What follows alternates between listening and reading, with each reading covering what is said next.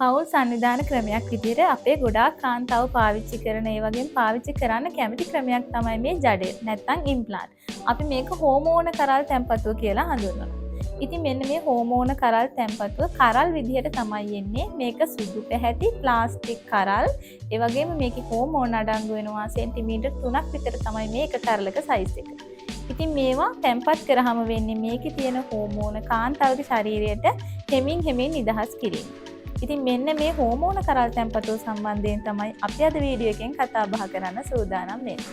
ඉතින් වීඩියෝ එකට යන්න කලින් වෙනදා වගේ මතක් කරන්න ඕනේ අපිව subscribe කරලා අපිත් එක්ක නිරන්තරයෙන් තැන්දලා ඉන්න ඔයාලට ගොඩක් ස්තුතියි. ඒ වගේම තමයි අපේ channel එකේ ඔයාලට ඔයාගේ පවුලයට වැදගත් වෙන සෞඛ්‍ය තොරතුරු ඒ වගේම කාලීන තොරතුරු නිරන්තරයෙන්ම අරගෙන එනවා. ඉතින් අපේ channel එක වැදගත් වෙයි කියලා හිතෙනවා නම් වැදගත් වුණා නම් අපිව subscribe කරන්න. ඒගොම ඔයාලට ගැටලු තියෙනවා නම් කතා බහ කළ යුතු මාතෘකා තියෙනවා නම් ඒව කමෙන්ට් එකක් විදිහට කමෙන්ට් සෙක්ෂන් එකට ඇතුළත් කරගෙන යන්න.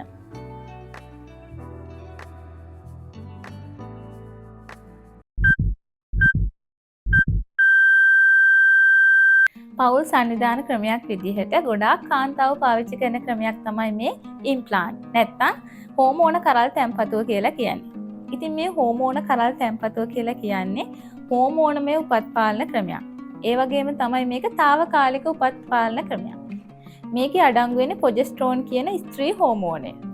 මේ ප්‍රොජෙස්ටරෝන් කියන හෝමෝනයෙන් කරන්නේ කාන්තාවගේ ඩිම්බ පිටවීම වළක්වනවා. ඒ කියන්නේ ඩිම්බ මෝචනය වළක්වනවා.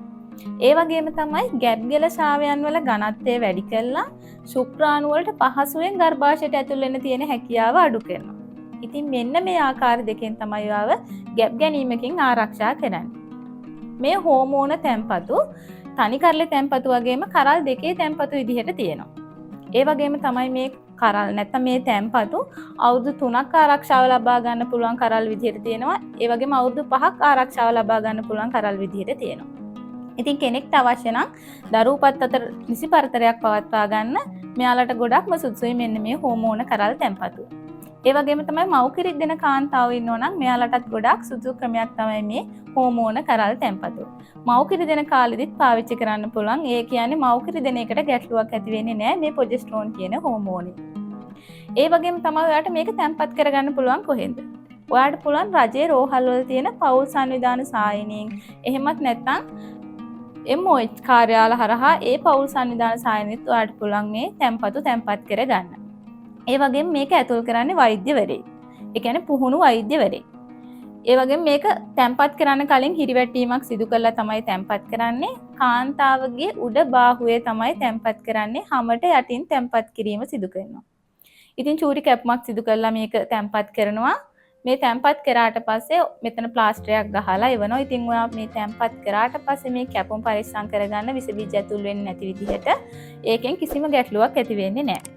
මේ විදිහට තැන්පත් කරන කරල් ඒ කියන්නේ අවුරුදු 3ක නම් අවුරුදු 3කට ආරක්ෂාව හම්බ වෙනවා. තැන්පත් කරේ අවුරුදු 5ක නම් අවුරුදු 5කට ආරක්ෂාව සලස ගන්න පුළුවන්.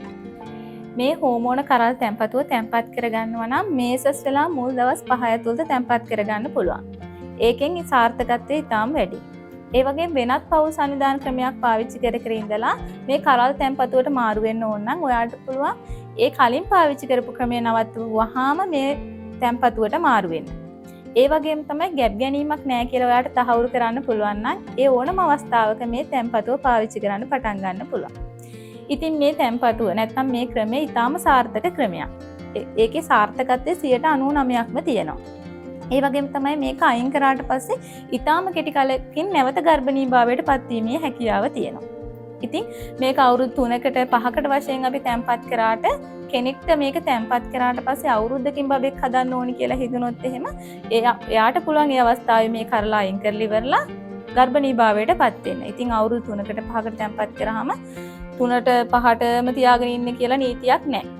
ඒ දරුවෙක් හදන්න හිතිච්ච අවස්ථාවක මේක අයින් කරලා නැවත ගර්භණී වෙන්න පුළුවන්. අනිත් කාරණේ තමයි මේ විදිහට හෝමෝන කරල් තැන්පතුවක් තැන්පත් කරගත්තාම ඔයාලට පොඩි කාඩ් එකක් හම්බ වෙනවා. මේ කාඩ් එකේ තැන්පත් කරපු දවස ඒ වගේම මේක තැන්පත් කරපු ස්ථානය නැවත තැන්පත් කිරීම අයින් කරන්න ඕනි දවස සඳහන් වෙනවා. ඉතින් මේ කාඩ් එක නැති කරගන්න එපා. නැවත මේ තැන්පතු අයින් කරන්න යන දවසට මේ කාඩ් එක අරගෙන යන්න. ඒ වගේම ඔයාට රුධිරය ආශ්‍රිත නැත්නම් රුධිර කැටි ගැසීමේ රෝග තත්ත්වයන් තියෙනවා නම් ඔයාට මේ ක්‍රමය සුදුසු නැහැ. ඒ වගේම තමයි අක්මාවේ පිළිකා, පියවරු පිළිකා තත්ත්වයන් තියෙනවා නම් මේ වගේ තත්ත්වයන් වලට ප්‍රතිකාර ගන්නවා නම් එයාලටත් මේ ක්‍රමය සුදුසු නැහැ. අනිත් එක තමයි යෝනි මාර්ගයෙන් හේතුවක් හරියටම හඳුනගත්තේ නැති රුධිර වහන තත්ත්වයන් තියෙනවා නම් එයාලටත් මේ ක්‍රමය එච්චර සුදුසු නැහැ ෆැමිලි ප්ලෑනින් ක්‍රමයක් විදිහට පාවිච්චි කරන්න. මේ විදිහට හෝමෝන කරල් තැන්පතුවක් තැන්පත් කරගත කාන්තාවකට ඇති වෙන්න පුළුවන් ප්‍රධානම ගැටලුව තමයි ඔසප් චක්‍රයේ ගැටලුව ඇති වෙන එක. ඉතින් ඒකෙදි කලින් වගේ මේසස් වෙන්න නැති වෙන්න පුළුවන්. නැත්නම් නිශ්චිත දවසට ඔසප් වීම සිද්ධ වෙන්න නැති වෙන්න පුළුවන්. එහෙමත් නැත්නම් ඔසප් වීමකදී පිටවන රුධිර ප්‍රමාණය වැඩි වෙන්න පුළුවන්. එහෙමත් නැත්නම් ඔසප් වීම දෙකක් අතර තුල සුළු රුධිර වහනයක් සිද්ධ වෙන්න පුළුවන්. එහෙමත් නැත්නම් ඔසප් වීම සිදුවීම නතර වෙන්න පුළුවන්.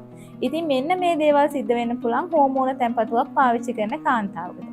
ඉතින් මේකදී අපි මොකක්ද කරන්නේ? ඉතින් සමහර කාන්තාවට නම් මේ තත්ත්වයන් මුල් දවස්වල විතරයි තියෙන්නේ මාස කිහිපයක් යනකොට මේ තත්ත්වය හරියනවා. නමුත් යම් කාන්තාවකට ඔසප් වීමකදී වැඩි රුධිර ප්‍රමාණයක් පිට වෙනවා නම් ඒ වගේම තමයි ඔසප් වීම දෙකක් අතර තුර සැරින් සැරේ රුධිරය පිට වෙනවා නම් ඉතින් ඔයාලට පුළුවන් වෛද්‍ය උපදෙස් ලබා ගන්න. එහෙමත් නැත්නම් වසරක කාලයක් වගේ මේසස් වීම සිද්ධ වුණේ නැත්නම් මේ වගේ අවස්ථාවකත් ඔයාලට පුළුවන් වෛද්‍ය උපදෙස් ලබා ගන්න. අනිත් කාරණේ තමයි මේසස් වෙලා දවස් 7කට වැඩියෙන් තියෙනවා නම් ඒත් ඔයා වෛද්‍ය උපදෙස් ලබා ගන්න ඕනේ. ඉතින් මේ වගේ තත්ත්වයකදී ඊටාම සුළු ප්‍රතිකාර තියෙනවා. මේ වගේ තත්ත්වයන් මගේ අරගන්න පුළුවන් සුළු ප්‍රතිකාර වලින්. ඒ වගේම තමයි ගොඩාක් තරබාරු කාන්තාවෝ ඉන්නවා නම් මේගොල්ලෝ මේ හෝමෝන තැන්පතුව තැන්පත් කරගන්න යන්න එපා.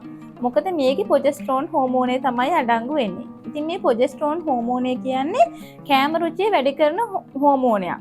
ඉතින් මේකෙදි කාන්තාව වැඩිපුර කෑම ආහාරයට ගන්නවා. ඒ නිසා තවත් තරබාරු වීමේ අවදානමක් තියෙනවා. ඉතින් ඒ වගේ කාන්තාවෝ ඉන්නවා නම් එයාලට මේ ක්‍රමය එච්චර සුදුසු ක්‍රමයක් නෙමෙයි. ඉතින් අපි අද මේ දක්වා කතා කරේ ගොඩාක් කාන්තාවෝ පෞල් සංවිධාන ක්‍රමයක් විදිහට පාවිච්චි කරන, ඒ වගේම පාවිච්චි කරන්න කැමති හෝමෝන කරල් තැන්පතුව සම්බන්ධයෙන්.